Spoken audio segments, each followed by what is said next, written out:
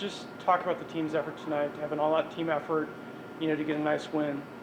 Yeah, it's important for us to not look only at this game, but to not look past the opponent. But we're working towards bigger things, and we want to stay focused at all times, no matter who the opponent is, no matter what the score is. So I think it was really mature of us to stay, level-headed throughout the entire game, and I'm proud of our guys for that.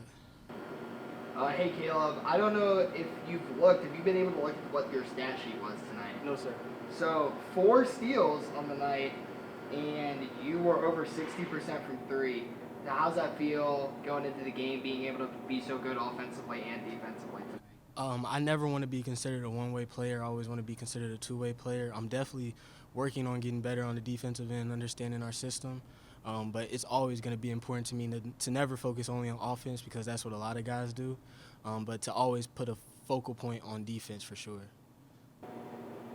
And then, how does it feel, to get such a big win and see some of the guys that might not get to play as much get some opportunities to play? How is that as a teammate? These guys, without them, there's no, Zips basketball. They come into practice every day, never complain, wake up earlier than everybody to do scout team stuff. So when we get an opportunity to get them on the floor, we make it, of utmost importance to make sure they get involved and we're cheering them on because they do nothing but cheer us on throughout the season. So it's, for me as a fifth-year guy, it's always important to make sure that those guys are viewed as valuable as we are.